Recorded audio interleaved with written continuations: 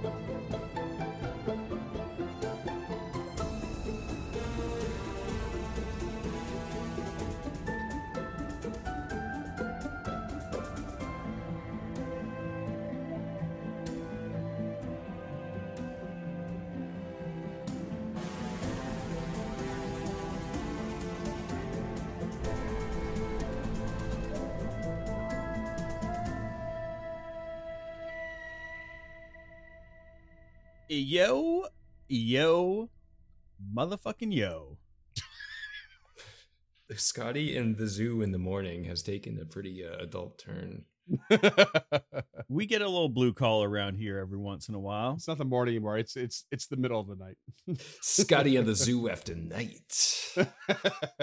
Ooh, working on our night moves. You ever been to the zoo during the twilight?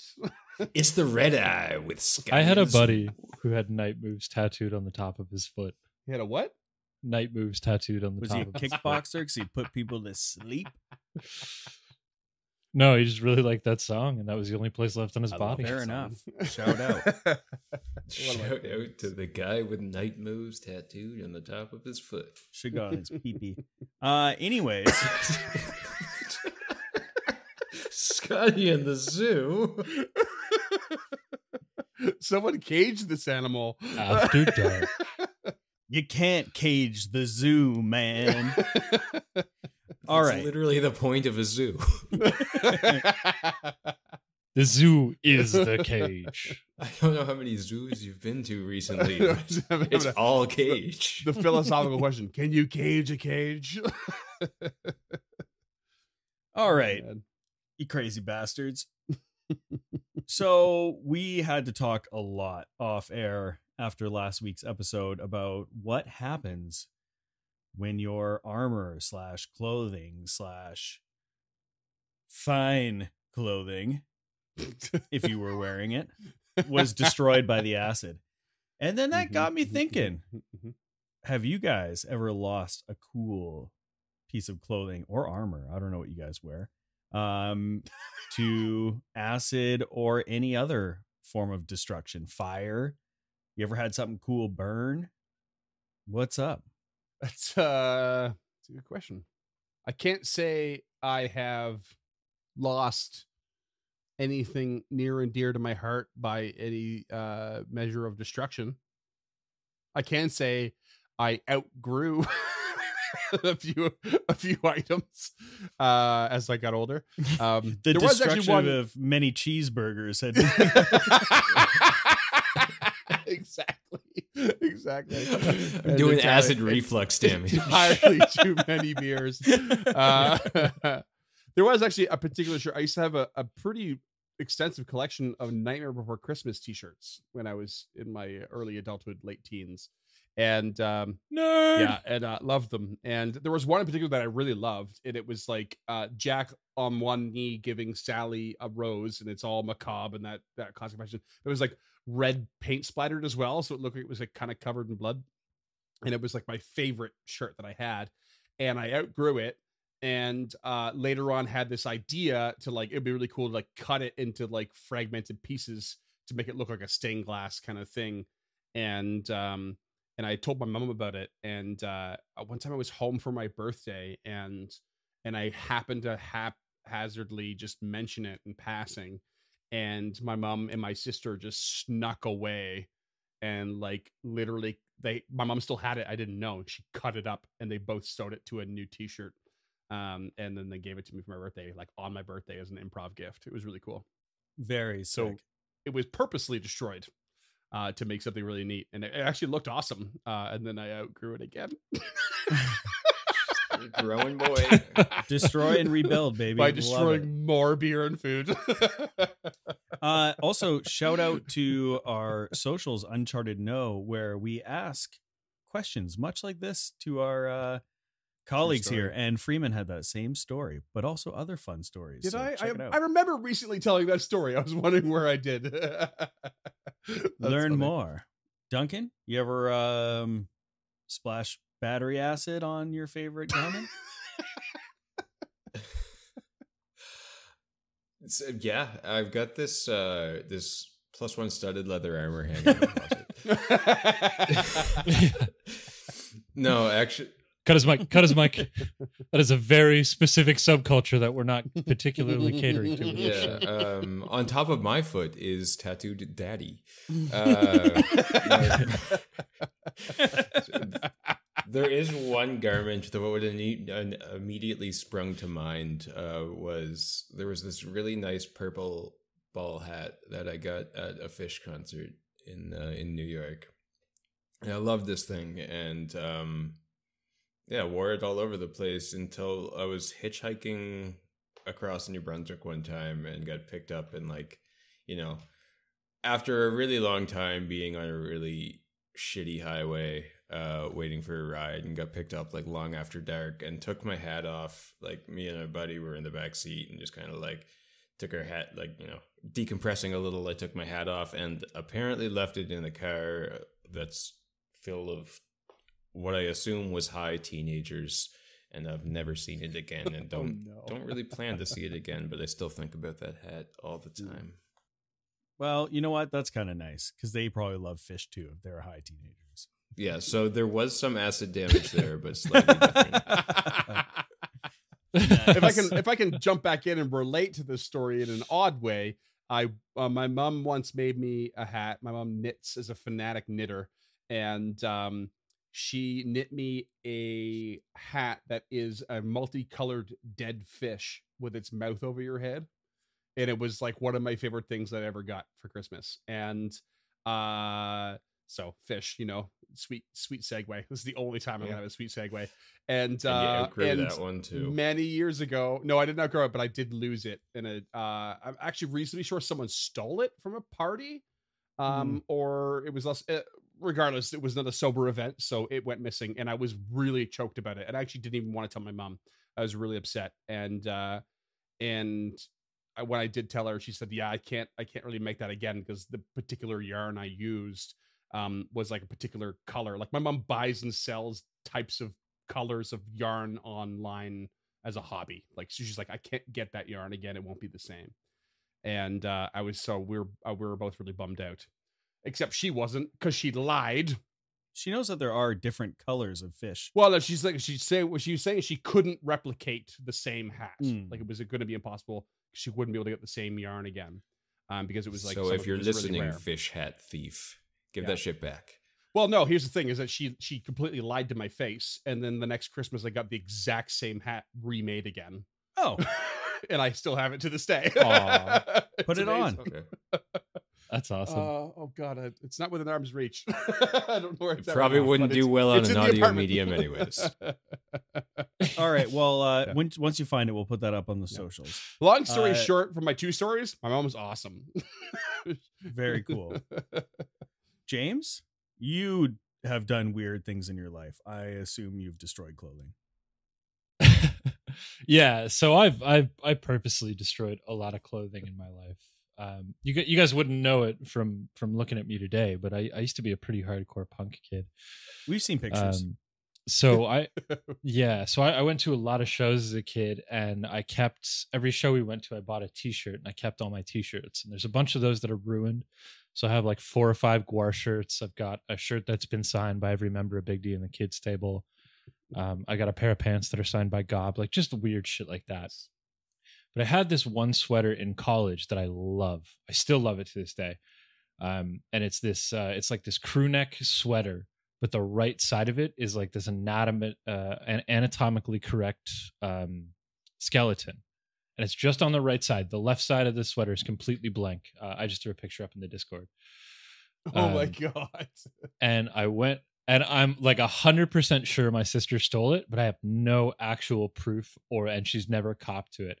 And I miss it a lot. It wouldn't fit me today, because I was like 130 pounds soaking wet back then.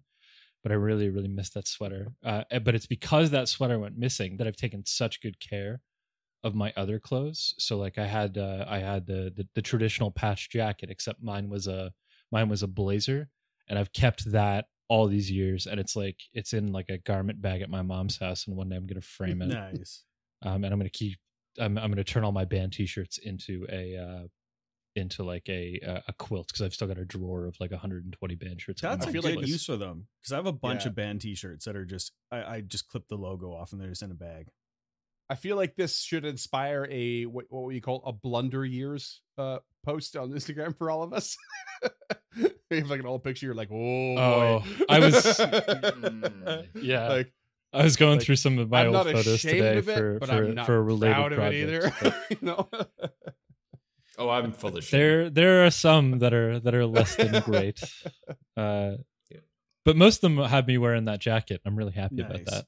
That's awesome. Because I still love that jacket. There's no way I'd fit into it today. And the listeners might be excited to see you with no facial hair, but a full head of it. It only looks full because I just dyed it that morning. I remember that day that photo was taken, but I've been going bald since I was about 16. Okay, so I don't have, well, my story isn't about a shirt that was destroyed, but maybe people's hopes and dreams were destroyed in the process. Can I guess what it is? Sure. Because you've told us that you have no less than 3 Canadian tuxedos in your closet. Yeah. I like to assume that your tuxedos are not original ensembles, that they've slowly lost pieces over time, and you've slowly bought extra pieces, and so your 3 tuxedos are just cobbled together. And you've destroyed and lost a lot of denim over the years. That's an absolute fact. I mean, the poor people at Levi's who sewed a lot of sleeves onto denim jackets just to have me remove them. You know, but anyways, that's not what I'm talking about. What I am talking about is my friend Jonas. Shout out Jonas. He might be listening right now. I'm not sure, but he had this amazing shirt that had a woman in a wetsuit with a spear gun riding the back of a hammerhead shark. And I'm not afraid to admit this at this point in my life. I stole it from him. He knows. Yeah, he knows. Statute of limitations is up on that one. I bought him a Japanese version of the Point Break poster to make it up to him. And anyways, it became my favorite shirt. I think it was his, and I wore it for many years. It was starting to get holes in it, and then I took it on a fishing trip, and then someone stole it from me. Circle of life. Where its whereabouts are, that's a garment that has officially entered the public domain. Yeah, I looked so. It's the library book. I looked so hard to try to find another one. To be honest, Oh, it's like because it was a diving company out of like Southern California, I'm pretty sure, and I could not. Yeah, find there's none of those left. Yeah. Man. So, anyways, Jonas, if you're listening, I'm sorry again. I like that song, Except Weezer not. song about you. What was that song? My name is Oh, Jonas. yeah. It's been in my head since you said No, Jonas. I was thinking Island of the Sun, but yeah. Yeah, also good. And all completely over my head. But speaking of which, segue time. Let's talk about Krukka's armor and how he might lose it. Okay, the best segue of all time here. Segue time. You butchered that one, and it's extra We bad, have listeners. entered segue time. It's extra bad, listeners, because he actually said before we started recording that he had a sick segue to go along with my topic. I did not use the words sick segue. I did say it would segue. Please hold for the tone as we enter segue time. Beep. The rules behind what we've just encountered, James was very helpful with. Krukka has studded leather armor. Studded leather armor has a wonderful total HP of 16, but also a hardness of 4. So the armor took 9 damage, and is now at with the hardness of 4 is only 5, putting it at 11 HP with a break threshold of 8. So this means that if it takes 3 more HP damage, then the armor will no longer be effective. It will not grant any bonuses, and if it goes to 0, it will be permanently destroyed. So that is where we're at with that. You still haven't told us how that would affect runes, like on Tulok's fancy. True. We did look that up as well. I am in the camp of that the rune is likely to survive unless there are some extreme circumstances. Runes are magical in essence. There's a lot of debate on the forums that we did find surrounding that. But the thing that stood out the most to me, especially from one poster who was really, really not nice and really just a shitty person, who refused to have their mind changed that I saw. And they're like, no, it's not. Call out the username. Don't let these people get away with Zap, that shit. Zap, Z-A-P-P. This is from 2020. And they were like, you're a dick in literally 2020. said, I hope you're better now. Shouldn't be discussed because there's nothing on it, and you cannot change my mind with no matter what, like multiple times. So fuck Zap. The thing that I didn't come across was that there is a huge difference between types of armor. So there's no reason why, in my opinion, a rune should be destroyed simply because it's on a weaker piece of material. This is a magical influence on the material. So it would be, I think, in the spirit of Pathfinder 2nd Edition of balance, that it wouldn't make a whole lot of sense for a rune to be destroyed because you're wearing fine clothing that it's attached to versus heavy armor. And that's what I'm rolling with. it will not be destroyed unless there's extraordinary circumstances. Whatever piece of material the rune is attached to will likely survive, but you will have to transfer it still from that piece of material to a new set of armor and or clothing. So you'll be without for a bit. Right. I mean, that makes sense. I'm on board with it. Not that my opinion matters in this case. Me neither, and I I'm am cool too. God. That being said, we're in round 2, and it is Krucka's turn, who is grabbed by the black pudding, and having his armor destroyed in the process. What do you do? Well, I fucking hate this. I gotta go. Bye. No, he's gonna unarmed strike to get him out of this thing. Okay. 21. So you're unarmed striking for an escape DC. Not gonna do it, I'm afraid. Shit. Yep. Shit is right. One more strike. Fuck, 18. Doesn't Nope. do it. You're just gonna keep going to get out of that thing, because what the hell do you do, right? 17. Ugh. Okay. No. Struggle. Can't figure it out. Tulok, you've backed up into that room. Good You can see Krucka just enveloped in this pudding. I'm just gonna be over Just here covered working in on my pudding. backup character. What do you do? Oh man, I'm actually a little nervous right now. He said with glee. I didn't account for the close quarters of this in my head before this encounter. This is really dangerous, actually. This will teach us to not shut doors. Yeah, when we're no moving. shit. Right? Okay, Tulok will not move, and he is going to cast Haste on Krucka, Okay. and will also cast Guidance upon Krucka. Okay. Cool. So guidance, status bonus to attack roll, perception check, saving throw, or skill check.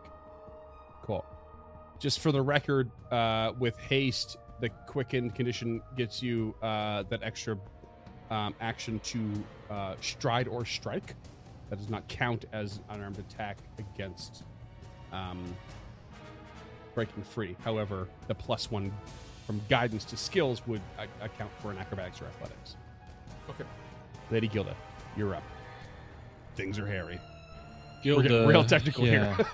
Holy shit. Yeah. Gilda seeing this pseudopod lash out at where she knew Krucka once was. So I'm gonna say it in flavor, and then I'm gonna say it mechanically. So she is going to charge at this thing, shield up, to try and force it back into the room. Okay. So mechanically, she's going to stride 10 feet, and then she's going to take the shove action to try and push this black pudding with her shield into the following room, even though that's her most important piece of kit. Something needs to be done here. So that is an athletics check against your fortitude DC. Okay. That is a 28. That's a meat to beat.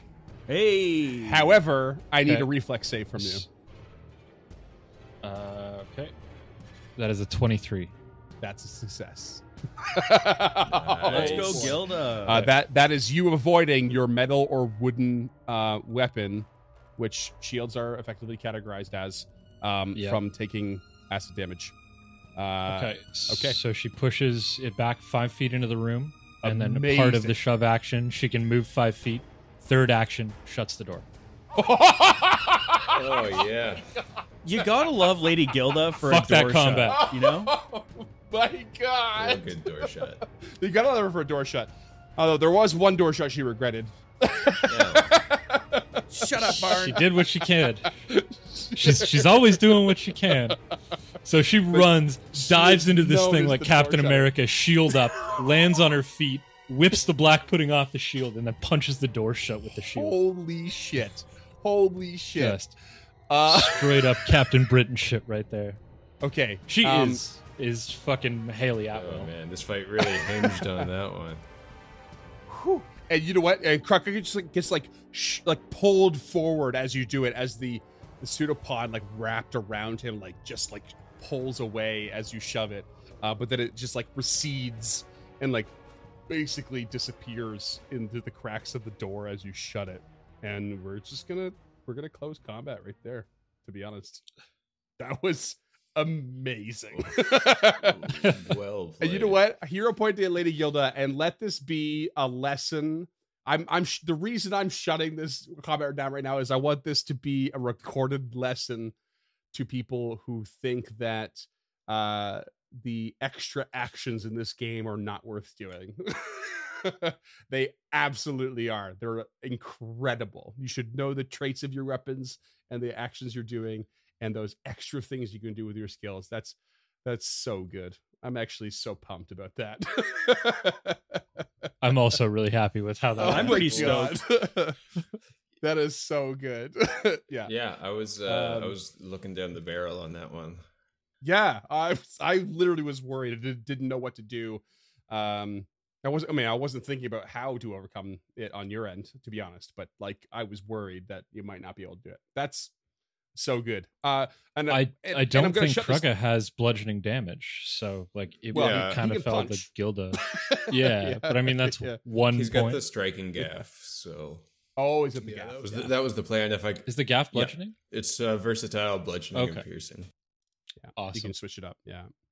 Yeah. Well, I've seen Spider-Man do this exact move in one of the cartoons with Venom. So yes. Oh my God. Yes.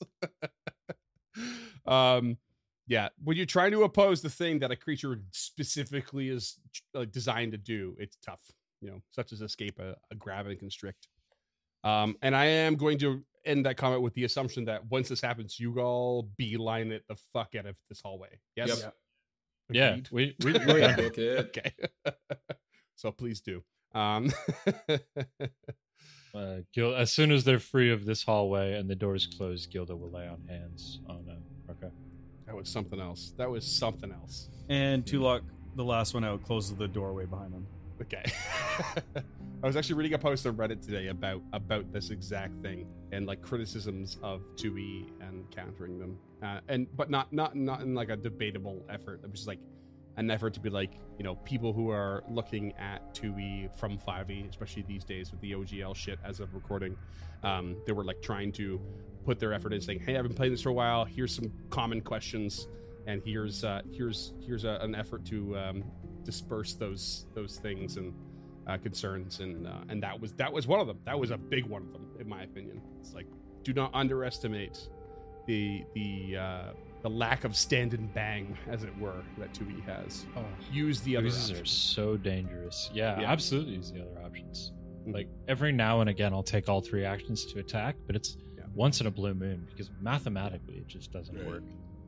I think shove is so underrated, but it's so situational. I think trip is the most underrated one. It's amazing if you do it right. Could you even trip the ooze though? I was thinking about it, but probably not. No.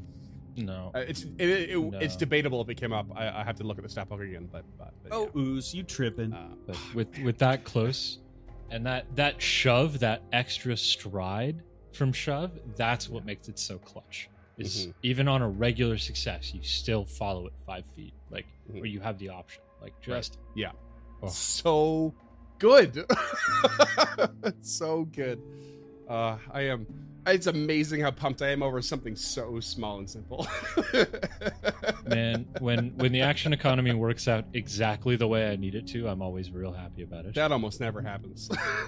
No, that was a perfect turn. Freeman just gets happy because he's like, oh yeah, my players aren't complete idiots. Well, some of them. Well, to be fair, I never assumed James was one. So. Thanks. So now that they're back in the room, Tulok does turn to Lady Gilda and says, Lady Gilda, quick thinking with that. I was beginning to fear for my life at the end of that hallway. I may have boxed myself in. Yeah, you went backwards. That was an odd decision you made. I just... You could have just leaped right over the thing. I did not I was worried about my skills and athleticism to jump over it. I could have tripped and been consumed completely. Half elves can't jump, I believe, is what the movie.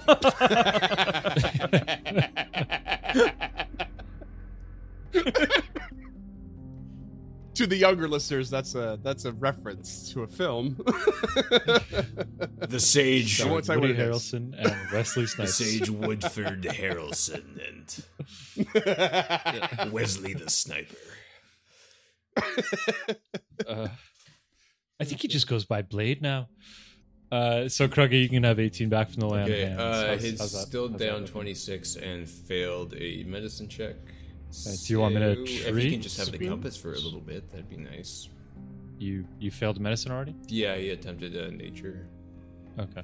By the time he's done his medicine, you can lay on hands again. Yeah.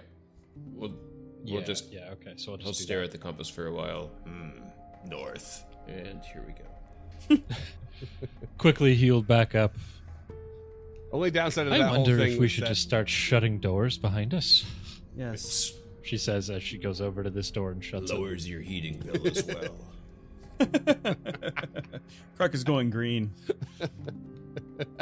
Actually, it's He's gray. been living green his whole life. Nice. So Tulok will continue skirting. I was just saying that the only downside of that whole thing was that Tulok wasted a spell slot in haste. Yeah, and a pretty big one too, actually. Yeah. Sorry, actually, is the armor still down 4 HP or whatever? It went down 5 HP.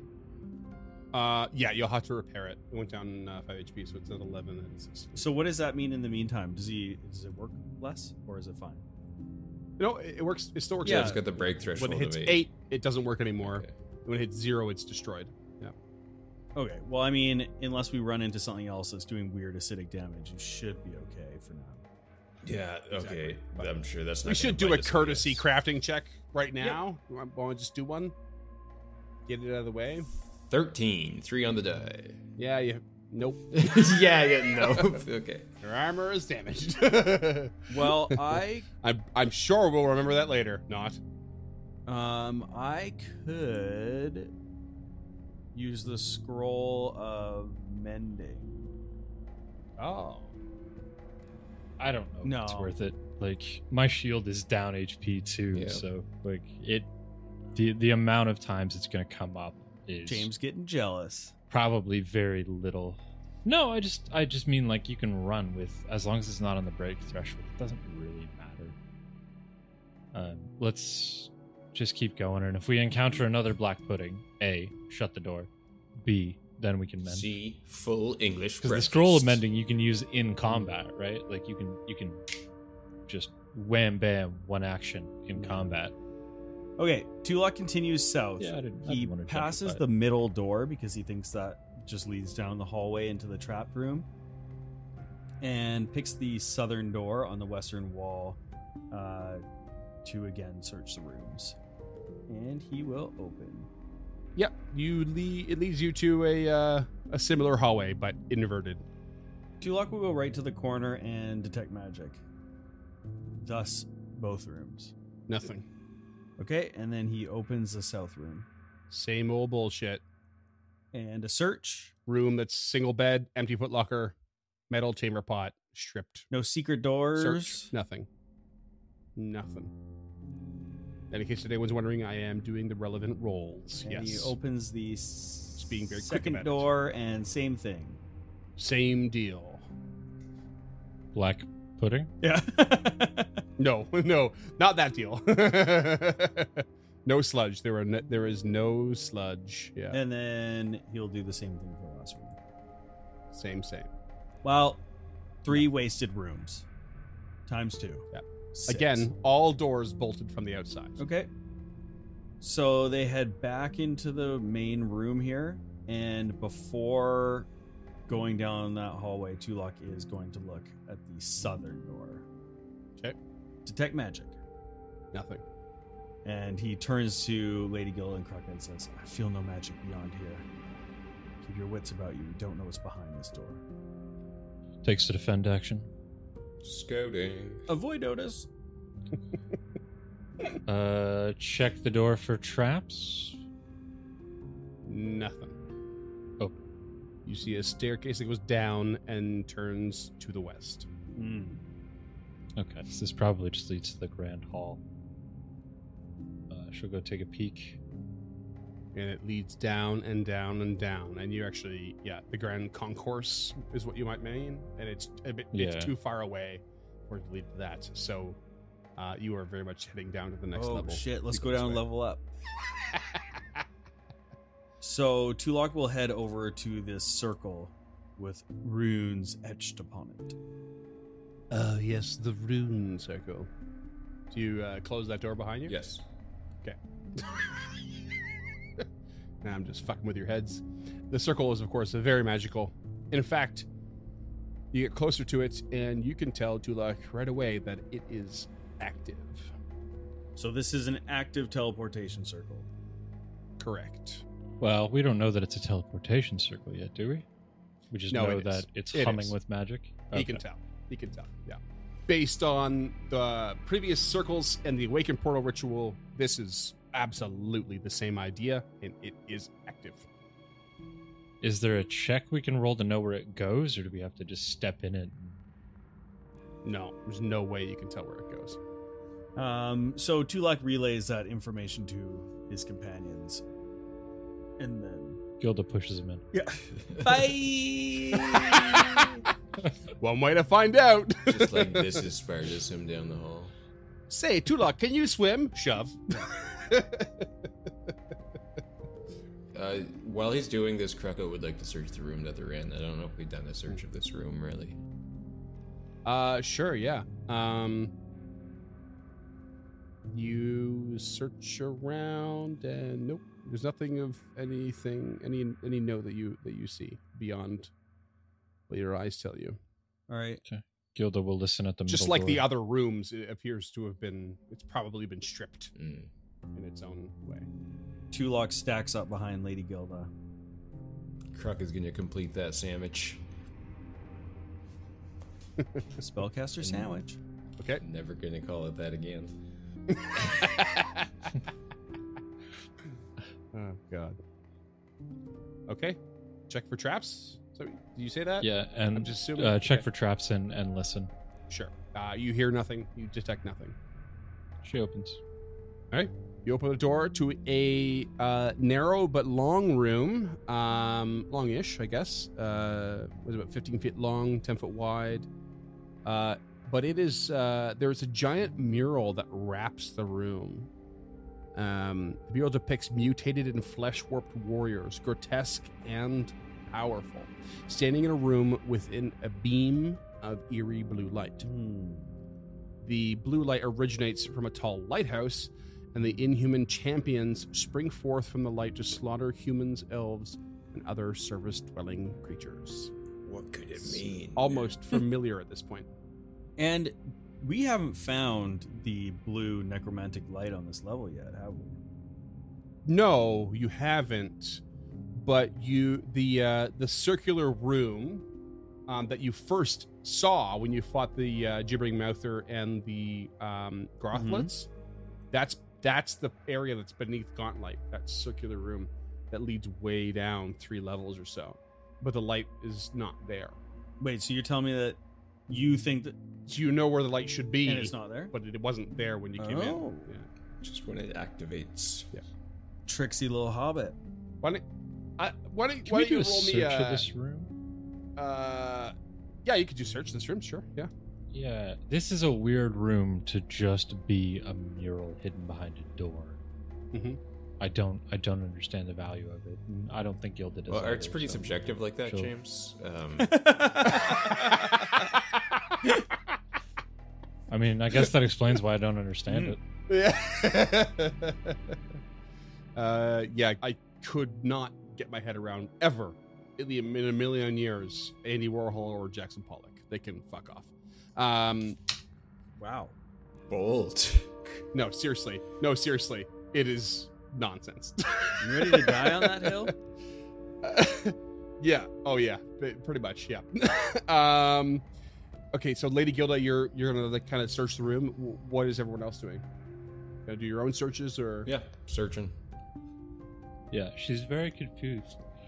Yeah, Lady Gilda's like kind of probably marveling at the artwork. I mean, it's pretty fine, if a bit dusty, but and just like suspicious. But you find yourself a bit enraptured with what it is, and then Krucka, you follow in behind, and despite your book learning, you're less enraptured, and you actually find a little something. In fact, there are two eyes that are sitting in the face of a mutated ogre in the mural. I found a little something. In fact, there are two eyes in the that mutated ogre over here. That appear to be buttons. And perhaps if you push them, something will happen. Perhaps he would like to see if there is a mechanism that might be like spinning blades that will splatter us across the walls if he presses them. Oh, sure. Okay, yeah, sure. Okay, yeah, you can. We'll do that. We'll check that real quick. Doesn't appear to be the case. Okay, doesn't appear to be the case. He will. Tulok steps out of the room. Yeah. Okay. Yeah. He's gonna telegraph to the others that he's about to press these buttons. I already Let's died see once. what happens. This should be fine, and he'll press the buttons. Yeah. And again for the listeners, like we can see it. Like it's very close to the trap room and hallways. Like very, very close. You hit the buttons, and a section of the wall just slides up into the ceiling, and it's straight in the center of that back hallway on the west side, and it leads to a hallway that absolutely was one of the rooms that the blades slipped through. And Tulok says, Krucka, say the words. Say the secret words. Gobbledygook. Gobbledygook. And nothing seems to happen. It's just silent when you open it, and you say the words, and that's that. Just this hollow echoing like gobbledygook. Gilda, shield up, will step into the room. Can I just say real quick, I was thinking earlier about, imagine if I didn't actually get that check, and he just said this to fuck with us. One, to make us look like idiots for saying the words gobbledygook, and then also for dying immediately after. Yeah. He's just sitting there laughing his ass off. He's just pure evil and then just teleports out of there. Man. Yeah. Yeah. I mean, so Lady Gilda, you step into the hallway and nothing happens. Good to go. She's gonna take it 5 feet by 5 feet, pausing for like a 10 count on every 5 foot square to the end of the hallway. And you're saying gobbledygook every time? She is not. No.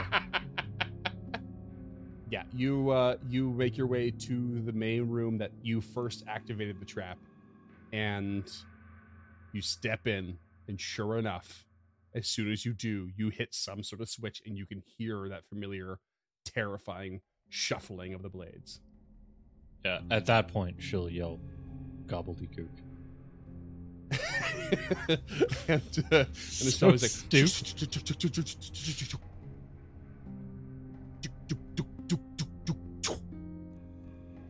and nothing happens.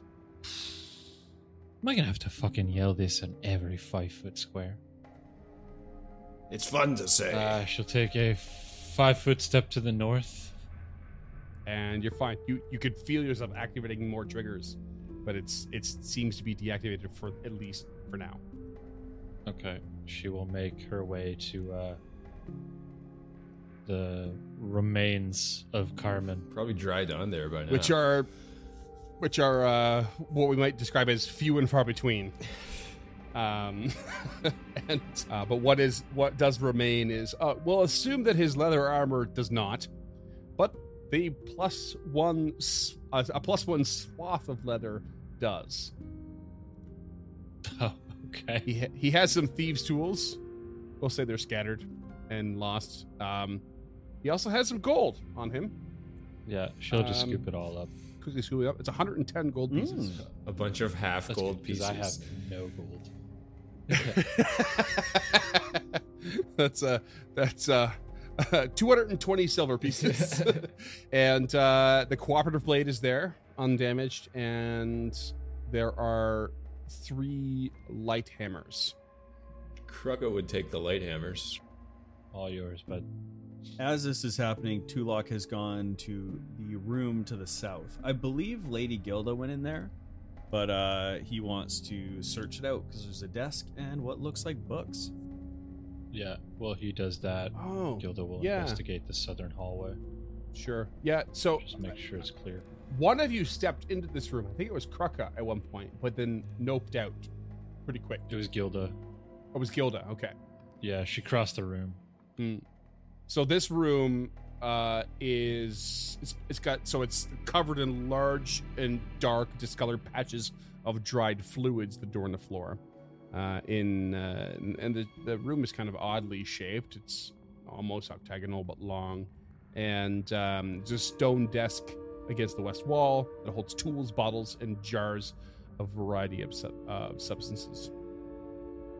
You can tell Tulok that compiling some of these will actually give you what you would call an expanded alchemist's lab. So very useful in crafting alchemical goods, and gives you a +1 item bonus to crafting for such things. So not hyper useful to you, but there it is. Valuable at least. I'm going to throw it in your inventory. And then there are 3 sort of uniquely alchemical bags that I will need a crafting check for. Also, by the way, I'm going to throw the alchemist lab into your bag of holding because it covered. Sure you. did. Yeah. It's not light. It's not light. It's 6 bulk. It's actually pretty heavy. Carrying a full lab around with you. Like, how many Erlenmeyer Yeah. flasks is that? Nice. It's at least 12 Bunsen burners. Okay, Yeah. and that's it. Yeah, that's But it. then you So forgot we to want mention the bags, the alchemical bags. there's a door. Yeah.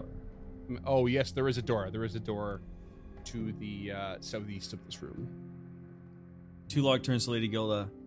What did you see down the other hall to the south? What? I mean, did she see anything other than what's laid on the map there for me? No. The more you go down that hall, the longer it gets. There are no doors, and you hit a certain point where there's just a little drain Yeah. in the floor that leads down. That's it. It ends up being a dead end, which Yeah. might spark your strategic mind as, holy shit, if we went down that hallway, it would have been certain Blood getters. because the blades Well, definitely went down both there. hallways. Yeah. Yeah, there was no way out. Yeah. Oh yeah, the other one was So a secret she's- door, so you don't know. Yeah. Yeah. Yeah. So she's not thrilled by that, but she conveys that to Tulok that she saw nothing and that just drainage for the blood and viscera. I Basically. guess. Yeah. Sick minds at play through this whole building. Well, we know whose sick mind in particular came up with this one. We do. Gonna check the door? Or I guess she'll listen at the Yep. door. It's not worth me doing thievery checks with my +1, so I'll just take the trap if it pops. Did she hear anything? no. More stairs? More stairs down. Deep down again, leading to the east but down. Huh, so we've done a lot of looking around on this floor, but we still have we got 2 stairways, 3 ways to go down. And we need to figure out what's going on to the south and then also to the west. We didn't look, and to the northwest where we slunk through that cells area. Yeah, so you still have the double doors to the north that were next to the other. Yeah, that's what I track. meant when I was saying we slunk through. Yeah. And then you still have southern doors in the lower part of one of the walkways, and then western doors on the upper part of one of the walkways. This place is a maze. It's really hard to describe in an audio medium. It is an absolute bitch to take notes for. It is, it's all over the place. So listeners, if you can just imagine a tangled web of hallways that's impossible to describe. Yeah, just I'm really excited to post this one on the gram. Yeah, you still have not gone down to the southern part of the Grand Concourse either, where you saw a big opening. And you have not gone to the southern part of the most recent room where you have the teleportation circle, the active one. Listeners, if you still have corded headphones for your phone, put them in your pocket and walk around a little bit, pull them back out, and it will look like this map.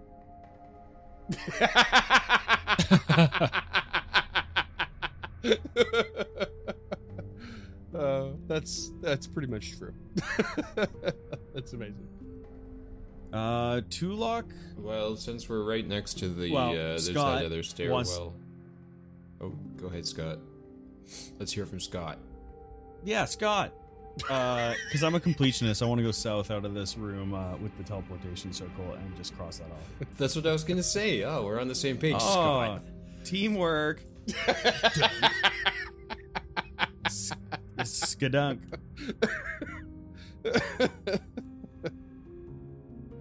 Okay, so you are heading to the southern hallway of the big room there that you discovered. It heads down some stairs, double wide hallway here, so 10 feet wide, and it turns to the west and meets a double door. We double open it. Tulok will listen. detect magic. Check for traps, detect magic. Yeah, Tulok, do you want to check for traps as well? You're a thief. Rolling, and you detect and hear and perceive nothing. Okay, well, then they open. There must be nothing back there. Taking the defend action. Avoid notice. Ooh, sick. You crack the door to a massive room. A cavernous chamber. An arena-like room, one would say. You would say, in fact. You are standing on a stone floor that is 30 feet above the sort of floor below, I guess.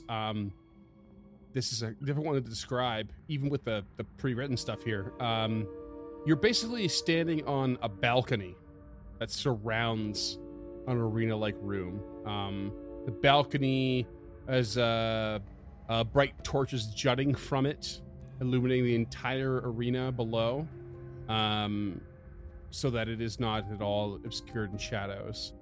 There is an enormous metal gong on the eastern end of the chamber that hangs on thick chains. This was right next to you, essentially. And there are two steep staircases from the central part of the balcony on the balcony. The central part of the balcony on the north side. So right about there. That lead down to the arena floor. You are in a very, very particularly elevated position. You can see there are on the southern side there are sort of three what's the word I'm looking for? Like half semicircles, thank you. Of like pews to sit on and watch. On the north side there are two on the east and west side. In the center there seems to be like a almost another semicircle, but it's more almost for presentation perhaps of an announcer. And you can see below is covered in the traditional sort of sand of an arena, of a gladiatorial arena. It's clear that there are signs of extremely old, dried blood. That north central balcony has two large levers and crank wheels to control portcullises that open on the arena floor. And you can see across from you, the other side of the arena, on the western side, a very large mass of like congealed substance and bone and like equipment, as it were. Like there was this big pile of armor and weapons and bone and slosh. That might be the best way to Is put that a it. Drider in the top corner on the map? There is a statue, absolutely a statue of a Drider and several others. You might remember when you were in Is the that an Grand Concourse, Ankeg? at south of the Grand Concourse, there were several pristine statues, some of which were crumbled and destroyed, and some of which, actually, none of which are really in full repair. That's not a phrase. In pristine condition, but you did not venture down that way. Yeah, so you were seeing the other side of that. Right. But yeah, around that corner, there very much is a large statue of a Drider.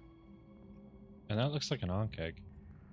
There's an sort of insectile statue there as well. Yeah. Yep, big time. There are several. I think you did a great job of explaining this, Freeman. Thank you. Just It's a weird one. in your mind's eye, listeners, just picture that one scene from Attack of the Clones, and you pretty much got it. Yeah. Actually, that's a good one. But bearing in mind that the arena floor, I said 30 feet. I might be wrong about that. The arena floor is absolutely the next level down. That's how far down it is. It is not the level you're on, as far as levels go. Oh, okay. So this is like the observation deck. This is what I mean by open concept that Chefcom told you. Like, they are one and the same, Right. or at least they were originally. Okay, so we don't see any doors, but there are trap doors going straight down. Trapdoors? No. Didn't you say there's something No. with levers? No, there. Yeah, so there in are this portcullises right on here, either side. and here there are levers to open them. And just for the listeners' sake, the arena floor itself is 140 feet wide It's a big. from east to west. Yeah, and at max, excluding the semicircles, about 40 feet long or tall. Or I did that wrong, but north and south. It's massive. It's a massive room. Yeah, this is like a Giant Slayer map. Like this is when we could have used a ranger, and this one this one situation only. Yeah. Okay. And let me just give me a sec to confirm the portcullises, because I think you're right, James, just by the map. But I actually need to go to the floor below to double check. Sure. Yeah, you're correct. Yeah. Okay, and just to clarify, the gong is hanging down, but it's hanging down so it's at our level, not the level below, right? So the person on this level can hit the gong. At your level, exactly. Yeah. So it's hanging. It's almost obscuring the view. So I'm kind of assuming you've walked out into this balcony at this point, and it actually would strictly obscure your view from the level below. And what I will say about the level below too is that even the level below has, where that semicircle, that northern central semicircle is, there's another one below. Right. Okay. So if I'm guessing correctly, this is the processional for the visitors to enter. They see all the statues of former champions. They sit down at the bleachers. The announcer shows up, and then walks down, and then actually announces on the arena floor. And then through this processional, through this fine dining room and stuff like that, come the honored guests, and then Belcora herself would ring the gong to start the fight. You have hosted Bloodsport before. He's been through this before. Yeah. I play a lot of Mortal Kombat. Okay, well, that pile of flesh is exactly what gonna I was come thinking. alive. Can't wait. Yeah. Yeah, that pile of shit's probably a sand golem or something. What do you guys want to do? Tulok heads north. All right, you're heading north around the northern edge of the old balcony around the arena. Ye old. Ye old. That's an OLDE. hop me up a sweet marching order and tell me what you're doing. Krekka's bringing up the rear and searching. He's getting handsy back there. Ooh. Defense. Avoid notice. Amazing. It's the usual. It looks like Tulok's in front, so we'll go with that. Status quo. All right, you're getting close to this sort of middle, this central northern side now, and you can see in full view this Drider. I mean, obviously your characters don't know what that is. Maybe perhaps some of the players here don't know what that is. I know James does. It is a statue of an elven humanoid, well, upper torso of an elven humanoid, but the lower is very much a spider. Oh. Yeah, it's a centaur if the top half was a drow and the bottom half was a spider. Yeah. And not even just that, like not even really in this case a drow for 2e parlance or interpretation. Right. Very morphed looking, almost very few elven features left in the humanoid. Also stuff. flesh warped. It'd also be very difficult to tell skin color from a statue. Right. It is completely stone and gray. And as you press forward, you see it, and it's like brandishing a weapon, but it is perfectly and eerily still. And you Is can it? see a How, few what's other the condition like? that one's reasonably good. Gilda's but there Hackles are up then.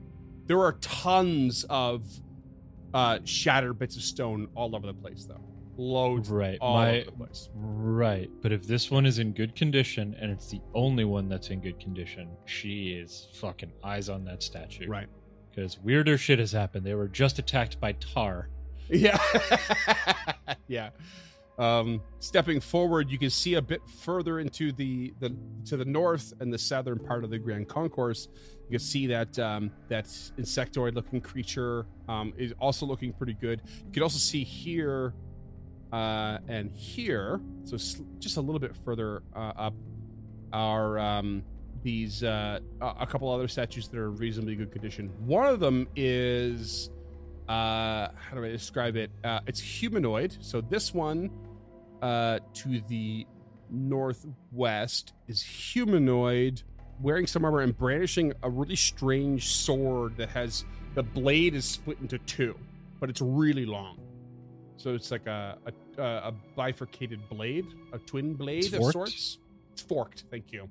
Cool. And it's got this really this strange winged guard to it, and it's in an attacking stance, and it's like it appears as though it has a little bit of hair, but it's balding, and it's got like a tongue waggling out, and it's like barely dressed in armor, and it's like really hyper aggressive looking. And then there's another one that's to the northeast that appears, it's also humanoid, but it's like really big and bulking, and it's got these weird like folded layers to its physique, and it's holding these ringed blades. I don't know if you're familiar with like a chakram kind of weapon. It's like a ring with blades on it. Yeah. And then there are loads of other like bits and pieces. So they're in relatively good condition. The Drider also with a big like blade in its hand, and it looks like it's got one hand out, looks like it's casting magic maybe. And then there's like arms and legs and different weapons, and they're all made of stone. All of them are made of stone and just scattered all over the place.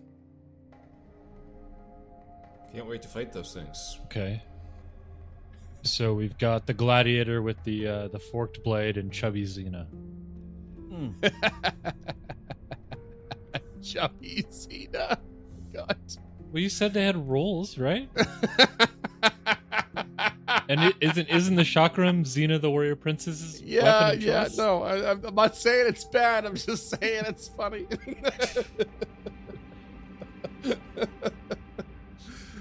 Oh God. Okay. What do you do? It's a very descriptive end of the hallway, I know. Yeah. Tulok will continue pushing past it. Okay. Gilda will stay 5 feet behind, eyes on the statues while they're passing, specifically the Drider, because that's the one she can see up until So now. they are now at the very middle of the room. Directly north is the Grand Concourse. And I think that Tulok is going to head back up in that direction. Gilda's going to try Okay. and break the blade on the Drider, I think. Okay. Then Tulok waits. No, Tulok, you step forward. Lady Gilda grabs the blade and just tries to. No, break it. she's just going to hit it with the Oh, shield she to hits try it. and Hits it smash with it. the shield, Yeah, okay. she's not. However you attempt it. And Krucka, that's when you stop and think, "Oh shit, I gotta stop them," Oh shit! Stop. because you can see, you can see some movement behind a couple of these statues. Like behind, further down the hall, or behind the statue Yep. where it stands. Yep. Oh, be alert. There may be enemies down this hallway. Also, I'm very smart. And with a swing of your shield, perhaps in the middle of that, you crack that blade, Lady Gilda, and it snaps right off. So he doesn't have time to stop her while he's noticing. I mean, you probably noticed Tulok stepping forward, and then the Gilda just like snap, and you're like, oh shit, oh shit, oh shit, oh shit. I could tell there's something there, and you all turn your attention to the north, and you can see this slinking movement, reptilian-like, as two creatures step out into view, and they look a little something like this. Ugh. Not pretty. They got no lips. They got no lips. In fact, you've encountered these before at some point, not in this Oh show. god, the basilisks. Yeah. And we're gonna roll for initiative. Fuck. I'm starting to see how these statues get statuized. So these long, like reptilian creatures with no lips and huge jaws and teeth, and those long tongues, just come slinking towards you with these glowing green eyes. And what do you got, friends? Lady Gilda, 23. Krucka, 18. Tula. 20. Oh boy. Let's begin combat with Lady Gilda. What are these things, gentlemen? She will ask as she... I think there's some static on your mic I there. guess... There it is again. She just strides up, raises that shield, so that's 2 actions, Oh god. and then goes to punch the first one. Okay, she's just striding right in. Here she goes. That was 2 Yeah. actions to stride there? Stride and raise shield. Oh, stride. Okay. Okay. Hit me. 22. That's a hit. 15 points of bludgeoning damage. Sorry, 10 points of damage. An extra 5 if they're... Undead? Or yeah, I think it's undead. I forget how negative the healing or modifier whatever? works. Yeah. Yeah. Okay, Yeah. so just 10 then. Yeah. Yeah, it's undead. Yeah.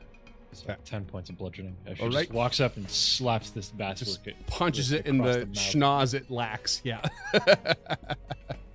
Okay. That's you, Tulok. Okay. Tulok will recall knowledge. Thank you. Okay. That's going to be arcane or nature. What do you prefer? Arcane.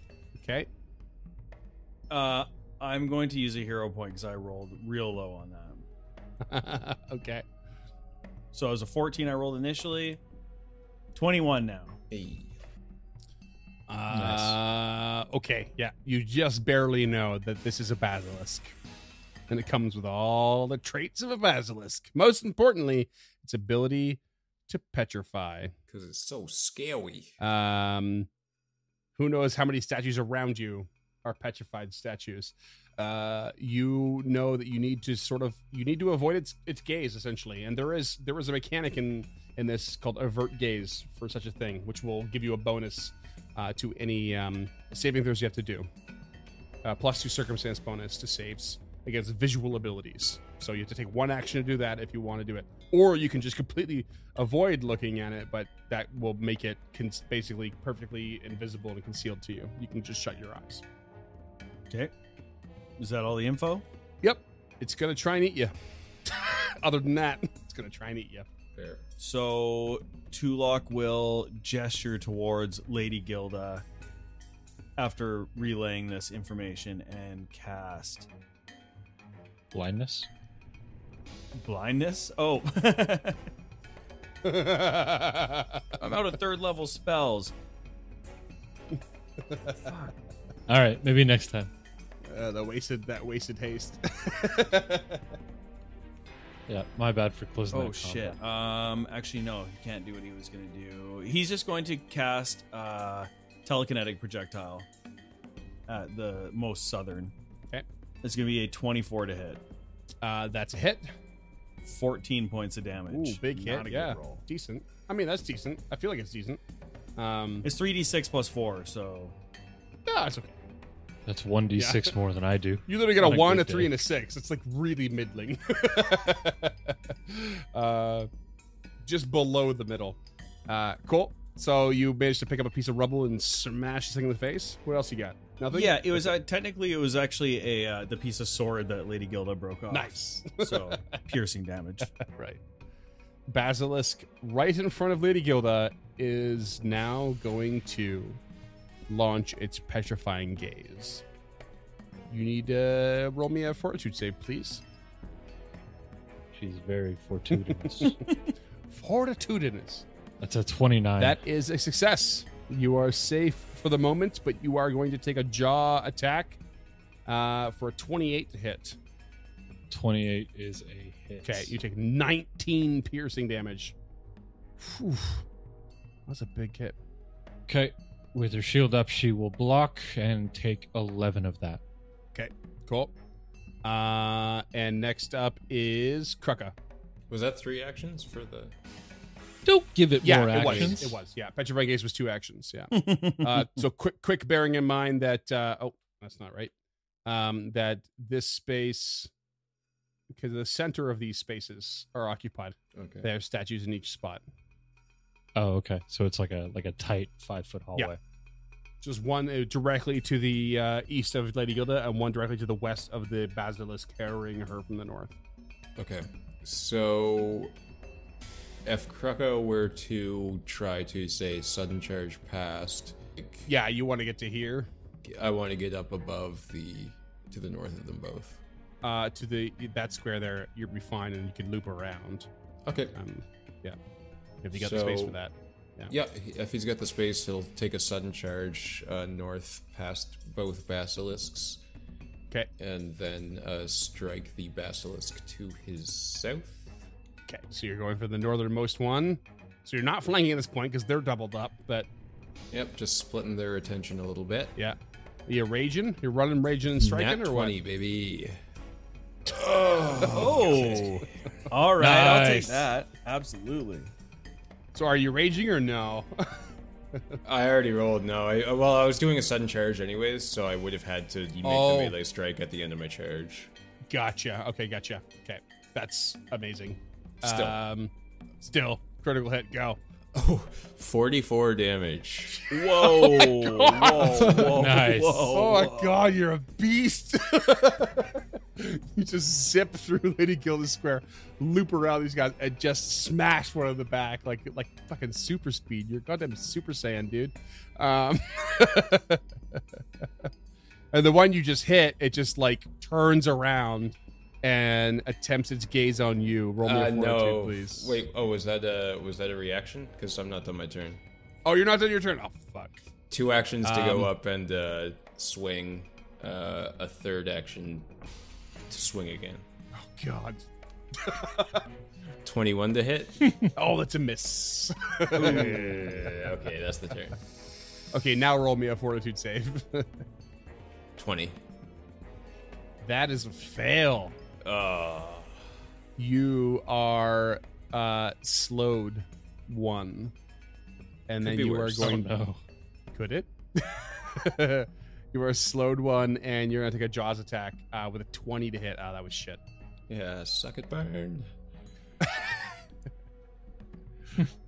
That's a miss, obviously. Lady Gilda, your turn starts, and as a reaction on round 2, the basilisk right next to you is going to flash its gaze at you again. Roll me a fortitude. 24. Ah, you're fine. Okay. She's got a plus 13 fortitude. Yep. So, first action, shield up. Second action, she punch. That is a 25 to hit. Yep. And 11 points of bludgeoning. Okay. Third action, she punch. That is a 23 to hit. That hits. That'll be 13 points of bludgeoning. All right. You're doing some damage to these things already pretty quick. Tulok, can you keep it up? Yeah, Tulok is going to raise his hands and begin uttering words, and a Festrog climbs out from the rubble to the east of the southernmost creature. Classic Festrog. And then Tulok tells it in Necrol to attack, and then closes his own eyes.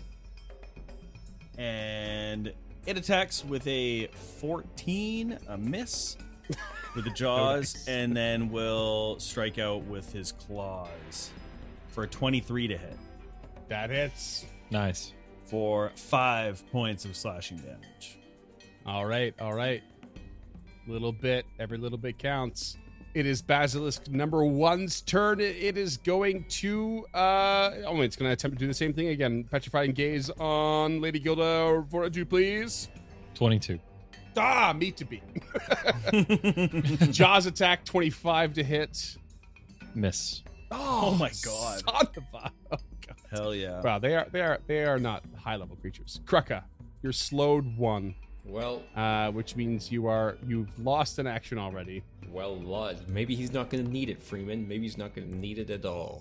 As he flies into a rage with his first action, he hates being slow. And Nice. then a swing with the butchering axe, I suppose. All right, And that was a crap roll, so hero points. spend them while you got them. 27 to hit. That'll hit. Oh God, here comes the rage hit. 26 damage. 22 slashing. Oh my God, Wow. this thing is nearly Violent. eviscerated. Love it. And it is going to do its damnedest to continue petrifying you. Give me another fortitude, please. 20 again. That's a fail. You are slowed again. And that's really how you survive this thing, is getting past that slow thing. And it's gonna Jaws attack you. 29 to hit. Oh, 29 is a hit. Okay, that's 11 piercing. Not great. I will use my retributive strike to Oh my God. minus 8 damage from that 11. Okay. So that barely even dents my temp HP. Son of a bitch. Love it. I mean, what else am I going to use my reaction for this turn? Yeah, So, Lady Gilda, can you mop the floor with these creatures or what? we'll find out. First action, shield up. Second, she punch. That's a 17 to hit, but I'm gonna use a hero point here. Okay, Yeah, so that's a 23 to hit. that hits. Okay, that will be 11 points of bludgeoning. Okay, And third action, she will punch at a minus 4. That is an 18, which I think is a miss. that's a miss. Yeah. All right, Tulok, what do you got? All right, Tulok will sustain the spell, and then free action open his eyes. Yep. Will cast telekinetic projectile to the southernmost basilisk. Mm-hmm. 24 to hit. That hits.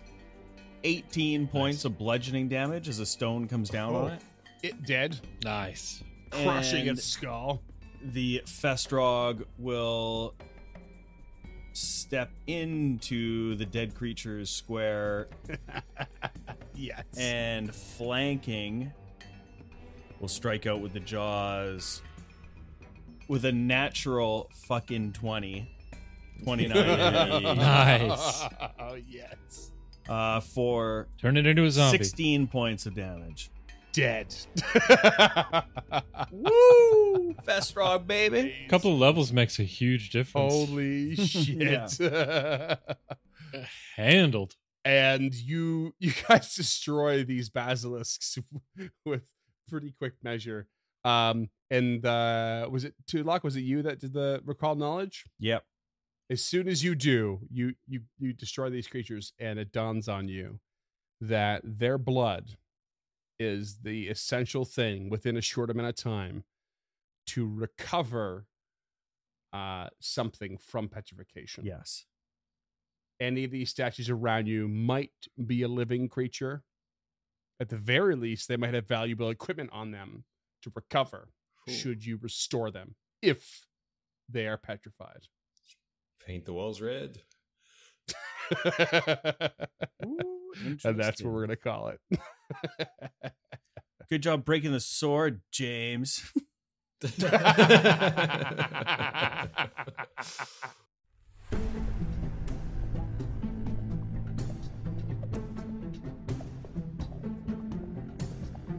Stemming the Tide is an actual play podcast of the Adventure Path Abomination Vaults and is produced by the Uncharted North Network.